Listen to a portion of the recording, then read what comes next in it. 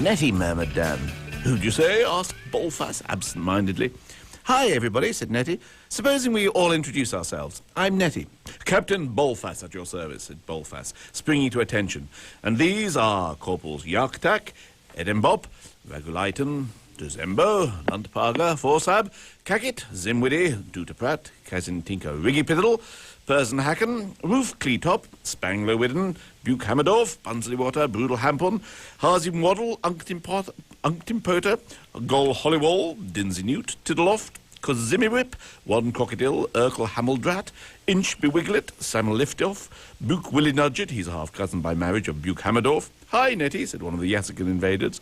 Barnsipute, continued Bolfas, Spig Halliwiller, Memsiportim, Itkip, Harlaw Freitor, Puligit, Beakle Memsdork, Apple Safdat, Buck Humster, Rintin Eaglebun, Bootintuck, Poodle Asvan, Sumpcreet or Kettlebert. Look, I hate to interrupted the journalist, but there's a bomb on board this ship, which is about to go off.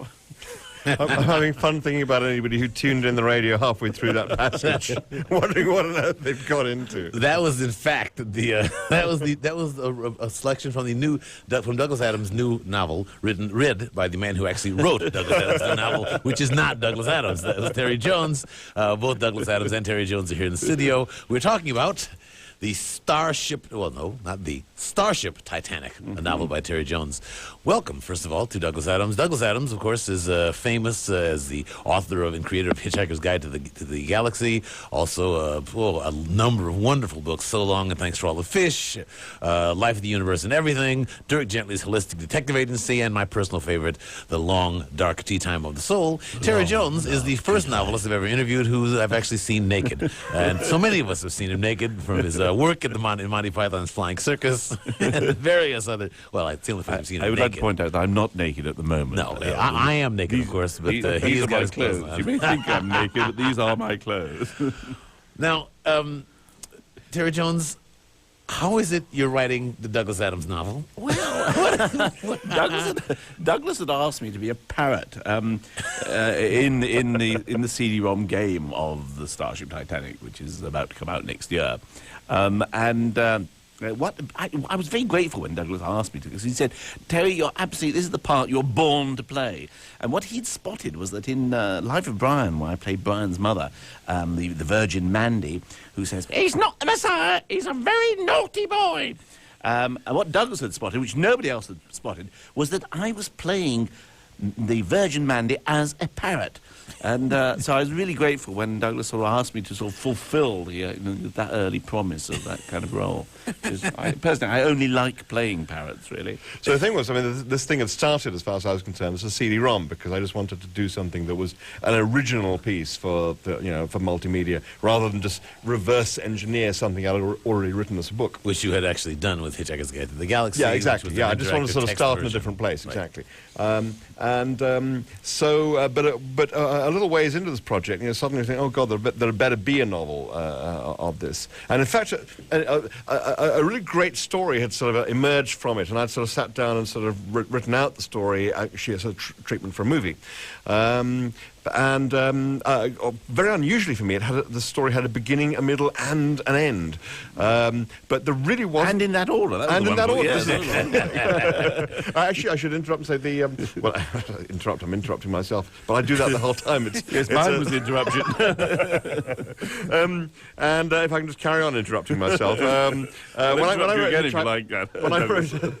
I'm going to interrupt you now. No, I'm going to interrupt you interrupting me. Okay. When I was writing The Hitchhiker's Guide to the Galaxy, I was running a little late with the book, actually quite a lot late. And it got to the point where the publishers phoned me up one day and said, look, for heaven's sake, just finish the page you're on and let us have it. And I did. And people have been very sort of sweet, not to sort of point out the rather embarrassing abruptness with which the book finishes. But it was only ever half a book, and the second half was Restaurant at the End of the Universe. But anyway, the thing was, so with the Starship Titanic, you had this story, beginning, a middle, and end. But one thing I didn't have was the time and space to write it because I was working on the CD-ROM, and the publishers insisted it had to come out on the very day, the very nanosecond that the CD-ROM came out. This has now rather been sort of derailed by the fact that the CD-ROM is now coming out several months after the book, which seemed to be completely fine as far as the publishers were concerned. So that the CD-ROM, like every other CD-ROM in the history of the CD-ROM industry, is going to be a few months late. The only surprising thing about this is that we're surprised about it. But anyway, so at one point it looked as if we were really under the gun, and Terry came in to sort of discuss the role of the parrot he was going to play, and sort of, we're going to sort of sit down and do a serious, in-depth discussion of the motivation of the parrot. Just mostly millet seed and starships, and as he came in, he sort of looked around, saw all the graphics and all the animations and so on for the CD-ROM, and said, "Wow, this is fantastic. Is there anything else I can do?" And I said, "Well, Terry, how do you fancy writing a novel?" He said, "Yes, okay, right, yes. How long have I got?" I said, 5 weeks. And he said, "Well, in which case I'll just do it in the mornings." Well, there was one other stipulation, one other thing. The other thing was that, he did say, provided he could write it in the nude. Now, the thing is, Terry obviously is one of the best-known people in the entire universe, yes. But his bottom is only slightly less well-known than his face.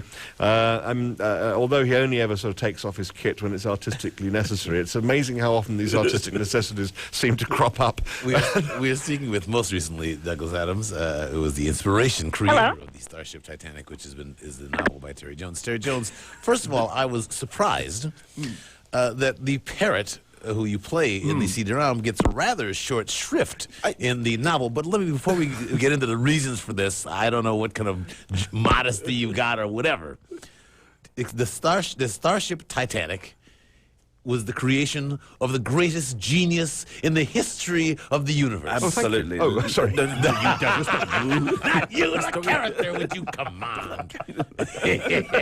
Explain to us. Let's talk about the novel just to pretend that we care about what the heck you actually wrote, just for the fun of it. Well, yes, Leovinus, that's right. He's a sort of Leonardo da Vinci kind of character who's the greatest scientist and mathematician and designer and architect and everything. And canopy arranger. I forgot about that. You're right. Thank you, Aaron. Thank you so much. I'd totally forgotten about that.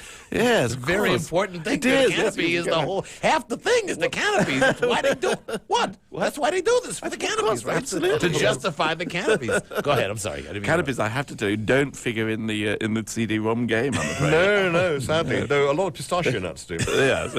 Anyway, though. Anyway, well, I think the whole novel is a tale of hubris. It's a tale of one man's folly in thinking it's a Faustian tale of a man so... Is that right? All right, so Leonidas, he's the greatest inventor, the greatest genius. Yeah. So he creates his ultimate creation is the Starship Titanic. which yes. is Which is the most spectacular, most beautiful, most technologically advanced starship ever created in the history of the universe. It is so magnificent it cannot possibly go wrong.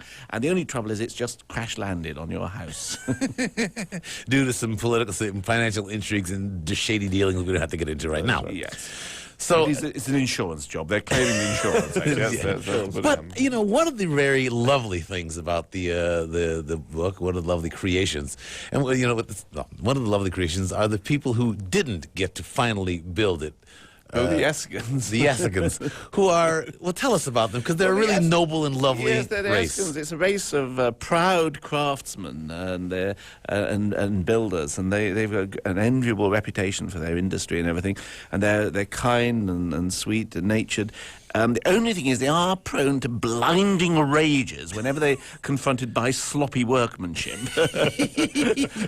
And they do dreadful things to people when they're confronted by this. So what they got there, the engineers and the scientists to design were weapons called simulated destruction weapons, SD guns, so that they could, when confronted by sloppy workmanship or inadequate sort of finishing off and things like that, they could blast the craftsmen to pieces and spread their guts all over the place.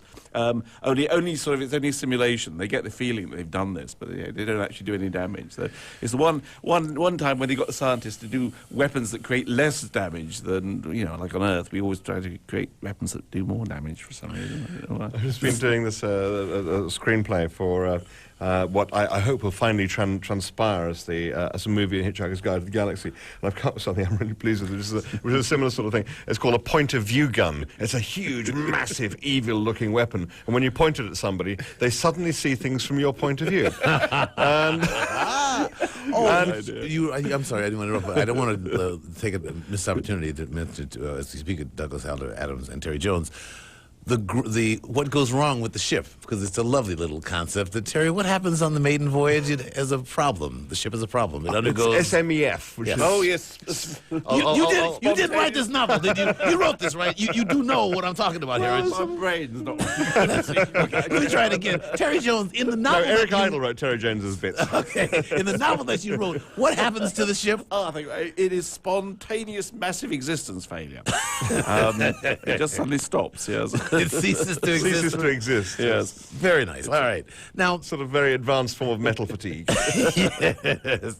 Oh, well, I suppose we should, as long as we're doing this, we should mention Leonatus. There's one, he's not a wonderful human being, but he has one true great love. Leovinus, yes, he has this one Leovinus. great love, which is Titania. Who is the sort of the central nervous system of the ship. Intelligence of the ship. Intelligence of the ship. But thank not you. just the intelligence. But she's also wonderful, yes, warm, because they found that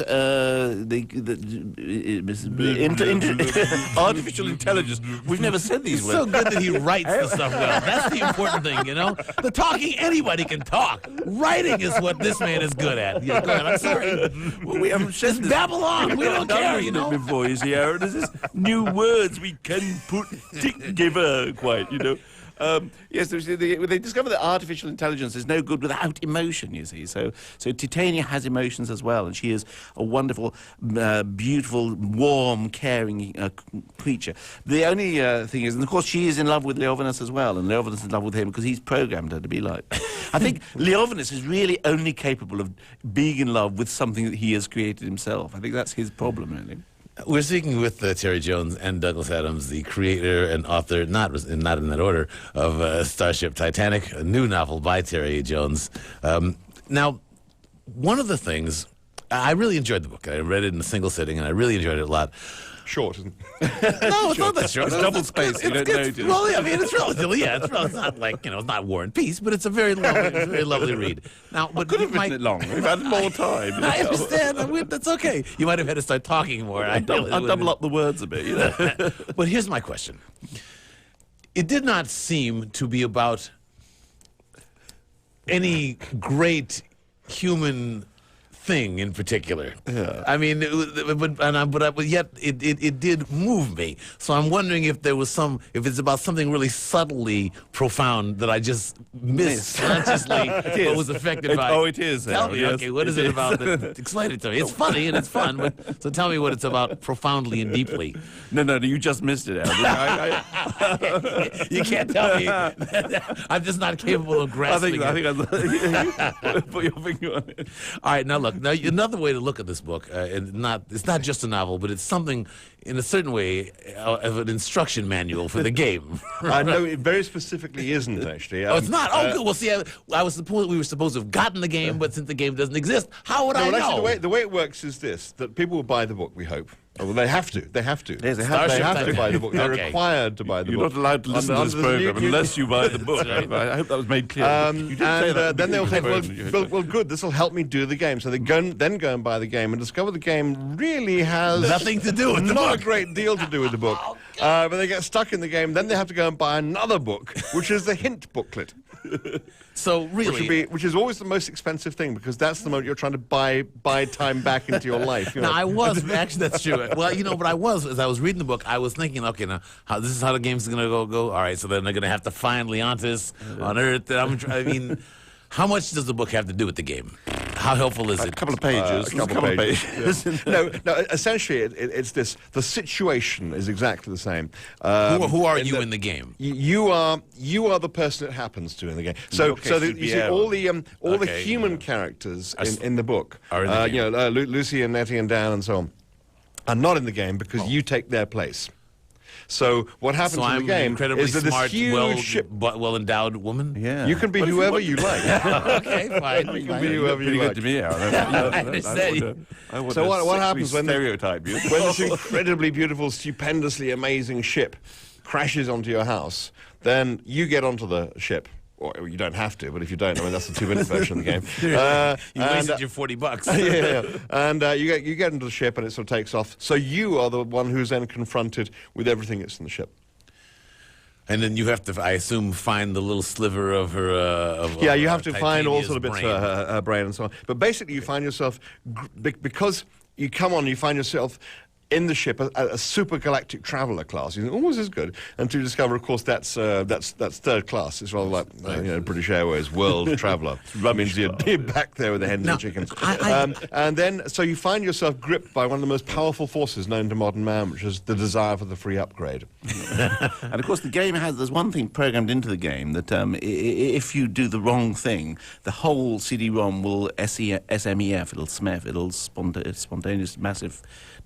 Whatever. There's this book that has this in it. It's called The Starship Titanic. This guy, Terry Jones, you might like to check it out. It's got a number of nice ideas in it, Terry.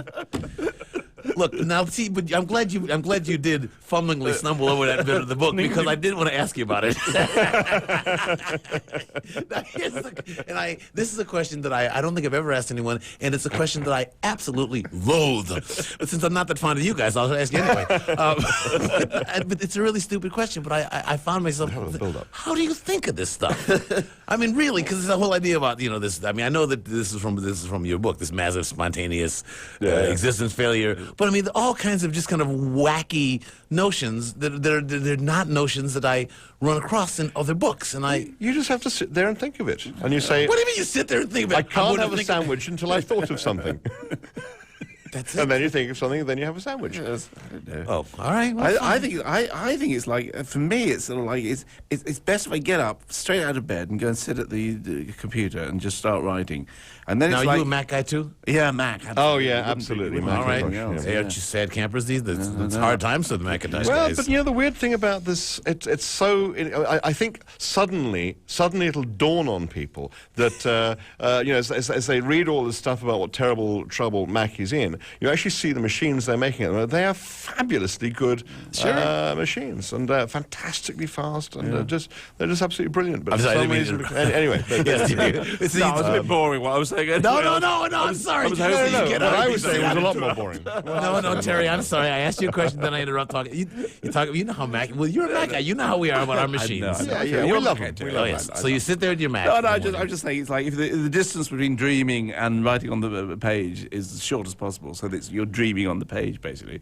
So I don't know what I dreamed. Actually, the great thing about sort of using a computer to write now is it used to be, you used to sit at a typewriter and you'd sit and type on the typewriter, and every now and then you'd stare out of the window, and you'd spend an awful lot of time staring out of the window. Now you have convergent technology with a Macintosh, because the machine you type on and the window you stare out of are the same thing. That's true. Now, okay, to me, are you guys, one of the only real rule I have on my Macintosh is that I do not allow myself to have any games on there that I actually enjoy. Because I personally have no discipline at all. I enjoy a game that has to go into the trash. Now, you guys probably don't have this problem because you are well-focused, disciplined professionals as long as you're not talking on the radio. I'm just hopeless at games. I don't have any games on my computer. I can't do it. Douglas tried to tell me about the Starship Titanic game. I just couldn't understand it. Hopeless. So now, Terry, We got several Python CD-ROMs. I've never managed to play any of them. They're very entertaining. Are they good? Complete waste of time is a very entertaining, but it is a complete waste of time. So you really don't want to mess around with it too much.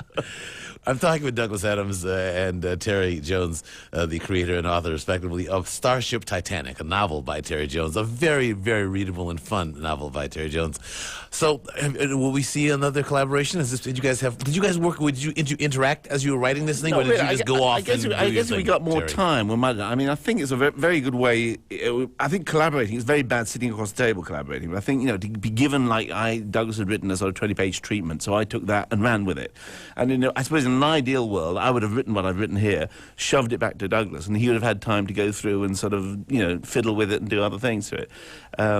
But we didn't have time for that, so... We did do one bit of fiddling with it, actually, because we published the book. The publishers got very, very nervous about this, because I said, we're going to put it up on the web, several weeks before the book comes out. So they got, you can't do that, you can't do that. But I said, no, we're going to do it. And what you do when you go on the web, we announced, here is the text, the full text online of Starship Titanic, and it's the full text, every single word, in alphabetical order.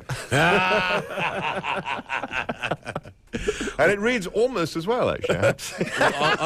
on that pointless and really silly note, I want to thank my guests, Douglas Adams and Terry Jones, creator and author of Starship Titanic. Funny, readable, and you must read it. It's the law. If you can't listen to the show. Now, when will the CD-ROM be out? March. The CD-ROM that was supposed to be out now. March. Oh, March. well, that's fine. So March you'll have plenty of time. 1999. Yeah, well, you have plenty of time to And read it the is book. unbelievably fabulous. It is more Unbelievably fabulous than fabulous. words alone can express. So I won't bother saying anything more about it. Thank you, Douglas Adams. Thank you, Terry Jones. It's Metropolis on WBEZ. For the time being in Chicago on Earth. Cheers. Sonic D. Good morning. Welcome to Point of View on WNUA 95.5 Chicago. I'm Charlie Myerson. Joining us today, Monty Python alumnus Terry Jones. I've always played parrots, in fact. But I've never been bold enough to admit that it was a parrot. It's not Mr. He's a very naughty boy. What? This is right. And the creator of The Hitchhiker's Guide to the Galaxy, Douglas Adams. And the thing about Shakespeare is he just wasn't a good comedy writer. He was just not funny. Together they've teamed up for a new multimedia project, Starship Titanic. Can one of you say that with more drama than I managed? Starship Titanic. Well, you need the big music. Yes, I think you also need the, actually. I mean, The Starship The Titanic. Starship. The Starship. Well, it isn't. No, it doesn't say the. The has been missed off. But Well, I think the title's long enough as it is. Actually. it's actually Douglas Adams's Starship Titanic, Well, which explains why it hasn't got the. Yes, Douglas Adams is the Starship Titanic. The Douglas Adams. is The Starship Titanic. Yes. My first question A actually novel is, by okay. the Terry Jones.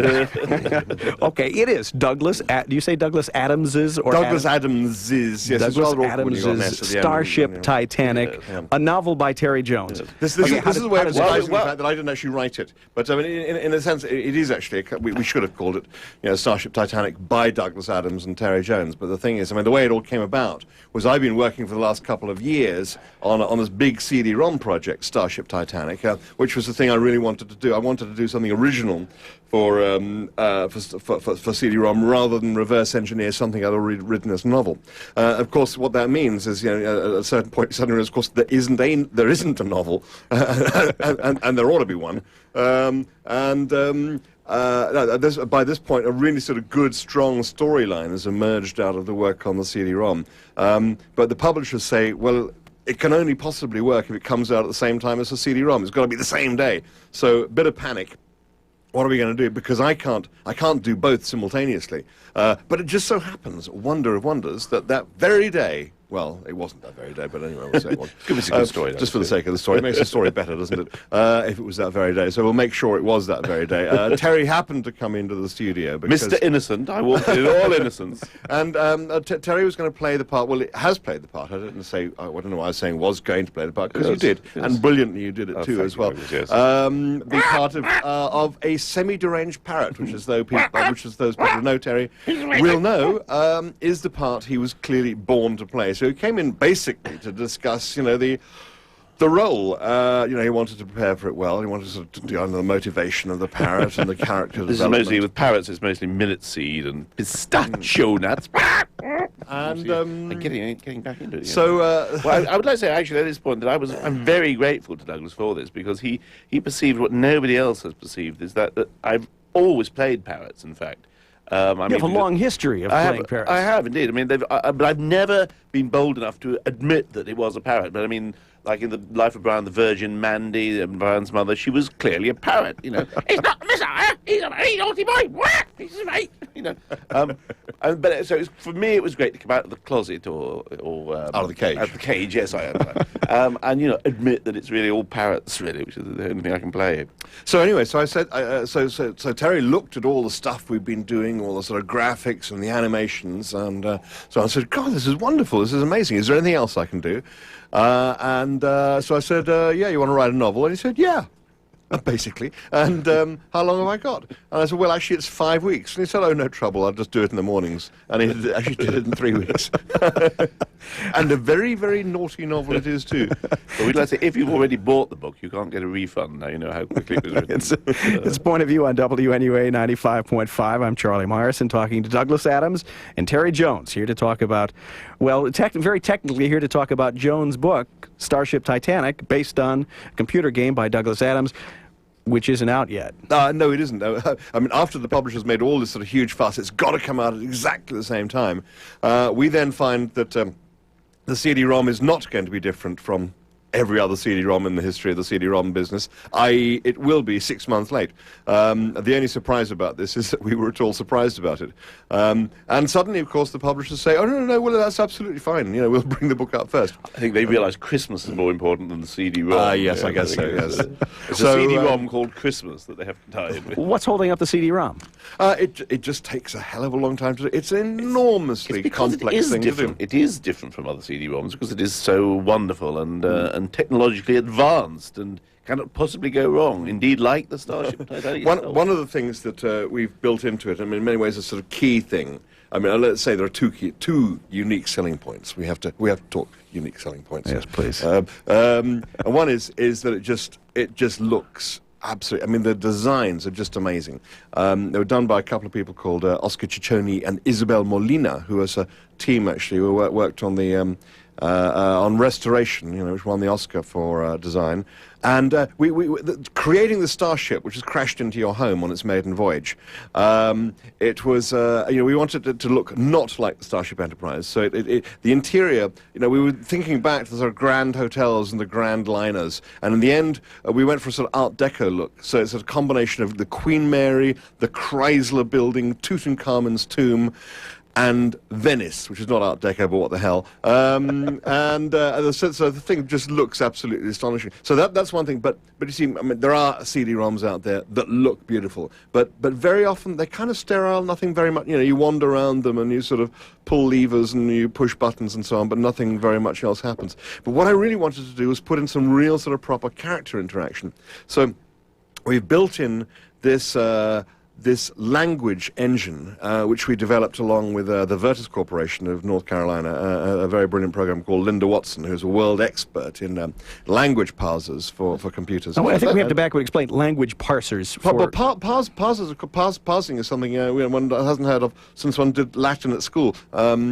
It's basically how you break down a sentence, how you deconstruct a sentence to work out what's going on in it. And, the machine does that. So you type in anything you like to any of the characters you come across. The machine goes away and sort of takes this stuff, breaks it down, tries to divine what it is you mean, and then comes up with a response. Now, it has to assemble a response from hours and hours and hours of little dialogue snippets, 12 hours of dialogue snippets that we've pre-recorded for the characters.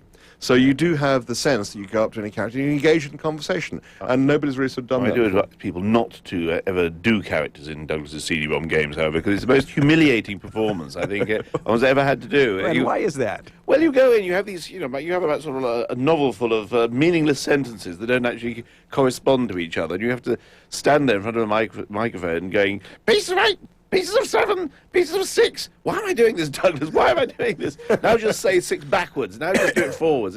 It's very strange. So how long did it take you to record your part of this? Well, recording the part, I took it about a couple of days, I think. Couple of days. I mean, literally, how many hours were you in front of the microphone? Oh, I should think about 8 hours, something like that. And that will boil down to a total of how much time will be available of Terry Jones on this CD-ROM? Of Terry, I couldn't tell you exactly, but I know that between all the characters, it's about 12 12 hours. But On one rising. CD-ROM. On the CD-ROM, yeah. Yeah. Point of view on WNUA 95.5. Our guests are Terry Monty Python Jones, Douglas Hitchhiker's Guide to the Galaxy Adams, and I'm Charlie Point of View Myerson. How do you know I was christened that? My parents were very sort of, yeah. I'm going to change mine Forcing. legally. Terry, what challenges did you face? I'm sure it wasn't quite as easy as just sitting down mornings and writing this Well, novel. actually it working was, with actually. this diagram of a story that you get from a CD-ROM. Well, it was exactly as easy as that, actually. It was like you imagine novel writing is going to be like, but novel writing never is like that. You know, just imagine somebody sitting down and typing away. But it was actually like that, because it was like very best school essay. You know, you've got the title, you've got a deadline to meet, and nothing to lose, because, like, you know, my holiday, you know, something like that. You think, okay, well, I'll do something surprising, you know, cheer them up a bit. And the thing was, I had a crib sheet. I mean, Douglas had got a 20-page story outline, the characters were there, the locations were there. So, you know, you had all the... whenever you get to the blank, there was never that moment when you got the blank piece of paper in front of you, you think, what am I going to do next? Because it was always there. I could look at the crib sheet. Was there any creative tension at all? Did you want to do something in the novel that you couldn't because the CD-ROM Well, I was wanted to set it in the versa? 18th century, yes, and I wanted it to be a pirate novel, but Douglas said, no, you have to Parrot stick... novel, no. Parrot novel, sorry, yes, parrot novel.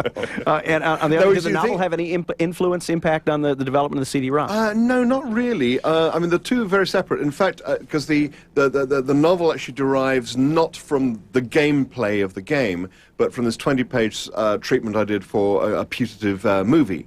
And in fact, I said, Terry said, how closely do I have to stick to the game? And I said, you don't, for two reasons. One is, I just want you to, feel free to be creative. Write anything, considering we've only got 5 weeks, is what you really meant. we don't want the novel to be a crib sheet for the game, because that's something we're going to sell separately.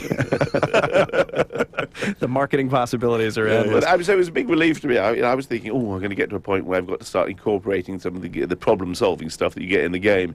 And in fact, I mean, it just doesn't make a novel, that kind of thing. Then I think there's about sort of 2 pages of problem-solving, I think. You two have known each other for 20 years? Oh, quite. Almost 20 20 years. years. Is there like a a British satirists club that you both are members of? That you kind of Yes, it's there on Pall Mall. Yeah. how did you It's a meet, little shed on and Pall how has Mall. your relationship evolved? Well, we met when I went down to visit. I went to do a bit of extra work on one of the Python, the very last Python series, and So you were on screen? for about 3 seconds. Yes, he has, maybe he has a mask on as well, so very few people know it. It is a close-up, though. And no, so the first time I came across Terry, he was wearing a very fetching pink floral print frock. And Something he like was the one he has on today? Yeah, well, it was a different. Actually, it was a different pattern. Actually, it was more paisley. And he was busy lifting a small tactical nuclear device. Rather onto like the this back one. of a truck. This one here. And I took one look at him, and I thought, in the future, one day when I write my first multimedia CD-ROM project, this is the man I want to write the novel. And then the next day I nearly killed him. It's true. I only discovered this during this tour, that Douglas was the man who nearly killed us all. And nearly He wiped killed out all of the pythons. Well, this is a good story. I Well, hope. the thing was, I'd gone down there with an old sort of camper van that I borrowed from my mother, and we all went out to dinner one night. And so we went in my van because everybody could get in. So there was me. The van consisted of me, Terry Jones, Terry Gilliam, Michael Palin, Graham Chapman, and Eric Idle. And we went out to dinner, had a rather good dinner, I have to say, Yeah, it's true. and then attempted to find our way back. I would And have to point out, preface this story by saying this is before they had the drink drive laws. Yes, This is the but- days you didn't even have to wear seatbelts, I have to say. And so we're sort of driving back, and I'm on the on-ramp onto the motorway. And the on-ramp seems to be going on quite a long time, and Eric Idle actually points this out and says, are you sure we're not actually on the motorway, he says. And I say, no, we're on the on-ramp, so it just seems to be going on for a long time. And he says, the reason I ask is that if we are on the motorway already, then it means we must be going the wrong way. And I said, no, we're definitely on the on-ramp. And it's going. So the on-ramp seems to go on for quite a long time, and he says, I think we may be on the motorway. And after a while, a consensus begins to build around Eric's position. And this is confirmed by the fact we suddenly see another car slowly overtaking us, but on the other side of the central divide. And for moment, I think Douglas said, no, they're on the going the wrong way down the motorway. But there was a bit of an argument there, and eventually we persuaded, I think when another car went the wrong way, or pounded. Well, you know, if you drive on the right side of the street over there, you wouldn't have these kind of problems. This is true, yes. That's like a cue from America. Douglas was probably right, you know, in terms In of America, he yes. would have been. Well, the history of British comedy would have been very different if you hadn't figured out your error quickly. The website for Starship Titanic is up and yes, running? the website for Starship Titanic is www.starshiptitanic.com, and it's very, very fabulous. And it goes on and on. I've been there, and it just does not end. Now, have you written all of this, Douglas? No, I mean, I kind of I oversaw it. An awful lot of it was written by a great friend of mine called Michael Bywater, who's very brilliant. Well, unlike so many websites where you click, you see a couple of pretty pictures, and then that's all there is to see. Yeah. Well, we're very pleased because you know, everybody always says, "Oh, we put up this website and we get sort of 500,000 million hits every day." I mean, everybody gets lots and lots of hits, and we get lots and lots of hits. But the nice thing is, people tend to stay on for about an hour at a time, which is wonderful, and I think that's kind of unusual. Actually, I'd also mention, because we're on tour at the moment, we've got a tour website up as well, which is booktour.tdv.com. TDV is actually my company, The Digital Village, or Two Dirty Vicars, as Terry calls it, TDV. And he would, too. Point of view. WNUA 95.5. Our delightful guests are Douglas Adams and Terry Jones. They're here to talk about their joint project, Starship Titanic. Well, Terry, I know we've already established, does voices on the video, the CD-ROM game. And Douglas, you contribute some, too? Yeah, I do a couple of the sort of very little things. There's a succubus. Now, as you wander around this ship, we needed some way in which you could sort of move things around the ship other than sort of virtually carrying them. And we suddenly remember, you know, because it's all 30s, we remembered that you know, the way old department stores used to work. You know, when you go and pay, your money gets put in this little sort of thing, and they're sent up through a vacuum tube. And sort of, so we thought, okay, we'll have a vacuum tube system around the ship, and you have at each node you've got this sort of strange brooding creature that looks like sort of slightly goblin-like that sort of sits, and it's called the succubus because basically it sucks things up and it blows things out. And I'm just trying to see if I can do the voice, because you actually need to sort can. You need to get yourself in gear to do the succubus that sounds like that. Then I had to do an awful lot of really obscene coughing and spluttering and burping. What sounds like succubus? So it really is very disgusting. I mean, this part of the CD-ROM actually acts as an emetic. Anybody who hears it will actually they will begin to feel slight stomach heaves coming up. So bulimic. Big one? Slightly bulimic. Yes. So it's very, very, very disgusting and horrible. But that's how it is very curious, because we tried various people treating their voices in all kinds of ways. Then I suddenly discovered that I could do the voice and make it sound as if it was a high-rated voice like that. So that's It does sound like a slowed down. yeah, it does, doesn't it? Yeah. This is the first even deeper CD-ROM for bulimics. Specifically, I mean.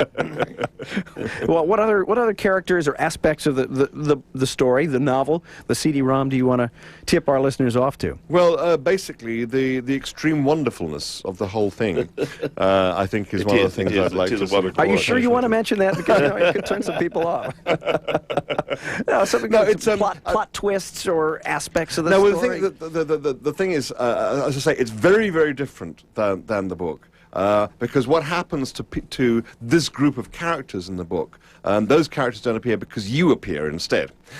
So what happens at the beginning of the game is this ship, this most fabulous, stupendous, beautiful ship ever built in the center of a galactic civilization of which we know nothing, has on its maiden voyage crashed, and the place it's crashed is onto your lovely home.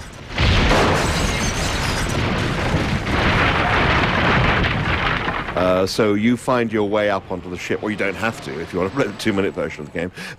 And you get up on it, and you find the thing is sort of populated with these sort of semi-functional robots, and something's gone wrong with the whole enterprise. And your basic job is to try and sort of find out what this is. But the key thing is, you find as you first get on the ship, which is this fantastic luxury liner, that you are you've been assigned to supergalactic traveller class, and you think, oh, that's wonderful. And you find out actually what that means is third class. It's like British Airways, world traveller, which basically means you're in the back with the hens and chickens. Your knees up by your chin. Yeah, so you then find yourself in the grip of one of the most powerful forces known to modern man, which is the desire for the free upgrade. And this motivates a certain amount of the novel, but not the entire novel, The novel is sort of, I suppose, the spaceship has gone wrong. It's been built by a character called Leovinus, who's kind of like a Leonardo da Vinci of his time. He's the world's greatest architect, scientist, artist, and But much musician. more interested in women. He is rather interested in women, yes, but in fact, a specific woman. In fact, he's really interested in Titania, who is the central intelligence core of the ship, the Titanic, that he's built. This is his masterpiece. And he's actually in love with Titania, and he's actually programmed Titania to be in love with him. And I think it's really because Leovinus is really only capable of loving things he's done himself, really. And the whole book is a sort of learning curve for Leovinus. I mean, he ends up in an Oxfordshire police station, unable to talk to anybody because he's not very good at languages, and he hasn't got a translator set. And he wonders why these aliens all wear the same clothes, all in blue. He begins to suspect that it is not a hotel when he realizes he has to defecate in a bucket. Would you say that again? I love Defecate. Yes, in a bucket, you just don't yes. hear that in this country No, enough. no. Well, you don't defecate in buckets over here. I mean, we do in Wales. Still, we still do it there. It's Point of View on WNUA 95.5. Our guests are Terry Jones, whom you may know from Monty Python, Douglas Adams, who you may know from Hitchhiker's Guide to the Galaxy, and for all the funny stuff that you gentlemen are well known for. You both produced a substantial amount of serious material. Douglas, you've written about the environment, and Terry, you've written extensively and produced video and motion picture about history. Is this an inevitable flip side to satirists or humorists? Well, I think it's just a question of wanting to sort of keep yourself busy and keep yourself interested. I mean, one of the reasons I wanted to do the CD-ROM was that, for years I'd just done nothing but writing novels, and I felt this isn't what I signed up to do. When I started out, I was doing radio and TV and stage, and having a ball going from one thing to another, and suddenly, because of the success of that damn book, was doing nothing but books. And I thought, well, here I am, sitting in a room typing all day, every year. And I just want to sort of get out and have a little bit of fun and do some other things. So, in fact, I formed this company back in London with some like-minded friends, and which kind of gives us an infrastructure to do a wide range of different things. And the CD-ROM Starship Titanic is kind of the first of these. I think it's also a knock-on effect. You do one thing and then it suggests another. I mean, like when I was at Oxford University, I got interested in Chaucer, and I had one little thing I wanted to write about Chaucer's Night, and I thought, well, I'll do a little article about it. So while we were doing Monty Python, I was kind of moonlighting in the British Museum and just sort of researching this subject. And after we'd done the Holy Grail, I was able to take a year off, and actually it turned into a book called Chaucer's Night. And then because that book came out and sort of made a certain amount of waves in academic circles, nowadays, sort of anybody doing a historical documentary series on TV sort of asks me whether, well, in Britain anyway, they ask me if I'll front it for them, So I get endless sort of requests to front historical shows, and I just did one, which was the Crusade. So one thing, knocks on to another. Did you? Now, you two.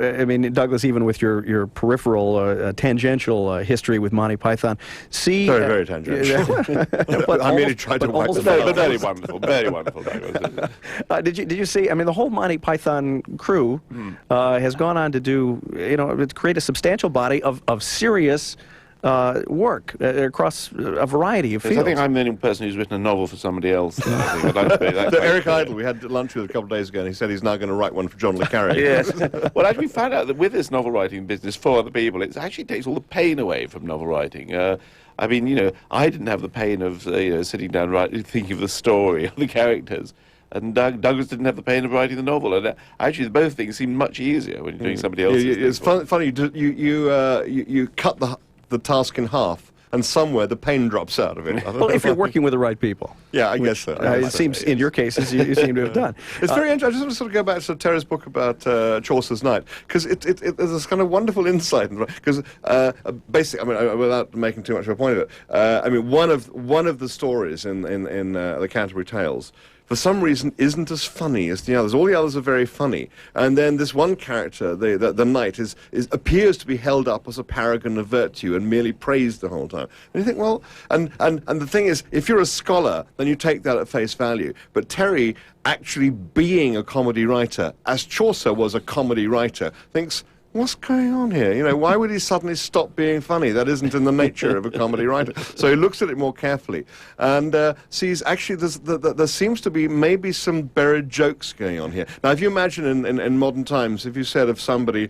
if you said, I don't know, say, you know, Bill Clinton was a sort of a fine and honourable man, then you'd take that one way. If you said Robert Maxwell was a fine and honourable man, you'd think, is he sending me up? You know, what's the agenda here? And you have to take into account all of the things that the audience would know about the sort of character you're talking about and realize that you're turning the whole thing on its head. And it takes a comedy writer to spot what another comedy writer is up to. Because no scholar will ever spot what a comedy writer is up to. You can just see the joke shapes. I mean, without knowing what's there, you can see the joke shapes. I mean, for example, in the description of the knight, in the prologue to the Canterbury Tales, Chaucer says, he'd foughten for our faith at Tramesine, which is Tlemcen, enlisted thrice, and I slain his foe. Now, knowing Chaucer, you know, if he says he's foughten for our faith, he fought for Christianity, at Tramesine, you think, well, that's in Tlemcen, it's in North Africa, so he's fought against the Moors, you know. And then when he says enlisted thrice, in the lists, wait a minute, he's not fighting against the Moors, he's fighting in a tournament. So he's actually with the Moors fighting amongst, you know, just having a sort of a joke battle kind of thing. And then he says, I slain his foe. Well, anybody who knows anything about the sort of lists in the late 14th century knows that that's not the purpose of fighting the list. You don't kill your foe, and if you do kill your foe, you're in trouble. You know, so you can see there's a joke shape building up there. It's interesting that Chaucer was actually a very, very funny writer. I remember when I did when I was doing English literature at school, and you come across, you know, the great monument of English literature, Shakespeare, and you do the histories, and then you do the tragedies, and you may be looking forward a little bit to doing the comedies because you think that's going to be fun. And you get there, and you have this terrible discovery that they're not very funny, and it's very, very disappointing. And I sort of challenged my teacher about this, and he said, no, you have to understand that although we may be moved or excited or awed by the same things as the Elizabethans, you know, a sense of humour is something that changes and is very, very evanescent. And I just felt cheated by that. I thought, because humour was always very important to me. The idea that it was some kind of second-rate emotion really didn't appeal to me at all. So then, just go, a little later, you discover Chaucer, and after the initial difficulty with the language, and you get through that, and you suddenly discover he's a really funny writer. And the thing about Shakespeare is he just wasn't a good comedy writer. You know, he was just not funny. And but again, you need to bring a little bit of understanding to Chaucer. So, you know, right at the very, very beginning, though, in the sort of very famous beginning of Canterbury Tales, when he's if you know a little bit about the poetry of the time, then you know if he starts off saying, you know, when April arrives, there's sweet showers and the sap is rising and the buds are coming out, you know you're in for a bit of sex. But then it says, and what everybody does now is go on pilgrimages. So that instantly tells you, oh, okay. And he also had a political aspect as well, because at this very time, the church was making a huge amount of money out of pilgrimages, and the church became a very commercial institution. People go on pilgrimages, they spend money at the shrines and everything. The church was desperate to get people going on pilgrimage. The critics of the church were saying, well, these are just occasions for sin, and people are just going off on holiday and having it off with everybody else, you know. And in fact, the year after Chaucer died or disappeared, somebody was burnt in a barrel for saying basically what Chaucer says at the beginning of the Canterbury Tales. But because Chaucer was a comedian, and a widely loved and respected and revered comedian, and he made people laugh, he could say it. And the thing is, if you say something and everybody laughs, you know, they can't attack you anymore, you know, because you all acknowledge the truth of this just by laughing at it. It's the court jester syndrome, really. Yeah. Our guests on this edition of Chaucer today have been Terry Jones and Douglas Adams. They are responsible for, in its many incarnations, Starship Titanic, $20 from Harmony, CD-ROM price to be announced when it's released early in March. Yeah. I'm Charlie Myers, and thanks for joining us. The views expressed on Point of View are those of the participants and not necessarily those of WNUA 95.5 or Chancellor Media Corporation. You can write to us at 444 North Michigan, Chicago 60611, or send your email to wnuanews@aol.com. Point of View is an exclusive presentation of the news department of WNUA 95.5 Chicago.